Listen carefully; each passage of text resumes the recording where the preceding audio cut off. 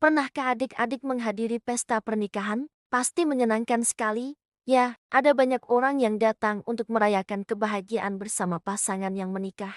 Ada musik, makanan, dan orang-orang bergembira bersama-sama. Pada suatu hari, ada sebuah pesta pernikahan yang istimewa. Tuhan Yesus dan ibunya, Maria, diundang untuk hadir di sana. Bayangkan, Tuhan Yesus sendiri datang ke pesta pernikahan. Pasti tuan rumah dan orang-orang yang hadir merasa senang. Di tengah pesta, tiba-tiba terjadi masalah. Minuman anggur yang disediakan untuk para tamu ternyata habis. Wah, bagaimana ini? Para tamu pasti kecewa dan pesta pernikahan bisa menjadi tidak menyenangkan lagi. Untungnya, Ibu Maria melihat masalah ini. Dia segera memberitahu Tuhan Yesus tentang apa yang terjadi. Ia tahu Tuhan Yesus pasti bisa menolong. Tuhan Yesus pun berkata kepada para pelayan, "Isilah 6 tempayan itu dengan air sampai penuh."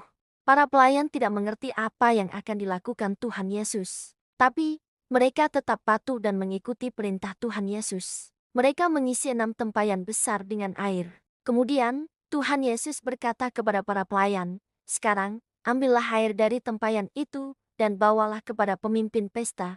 Para pelayan mungkin bingung tetapi mereka tetap patuh mengambil air dari tempayan dan membawanya kepada pemimpin pesta. Ketika pemimpin pesta mencicipi air itu, dia sangat terkejut. Air itu bukan air biasa, melainkan berubah menjadi anggur yang terbaik. Pemimpin pesta tidak tahu dari mana anggur yang baik itu, tetapi para pelayan tahu bahwa itu dilakukan Tuhan Yesus.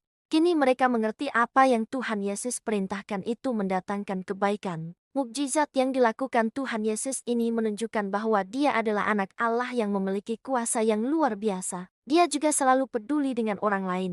Dia mau menolong orang-orang yang sedang dalam kesulitan. Sebagai anak-anak Tuhan, kita juga harus seperti Ibu Maria yang walaupun tidak tahu apa yang akan Tuhan Yesus lakukan, tapi ia percaya pasti Tuhan Yesus akan melakukan yang terbaik. Dan juga bersikap seperti para pelayan. Kita harus patuh pada apa yang Tuhan Yesus perintahkan lewat firman-Nya karena itu pasti mendatangkan kebaikan bagi setiap orang.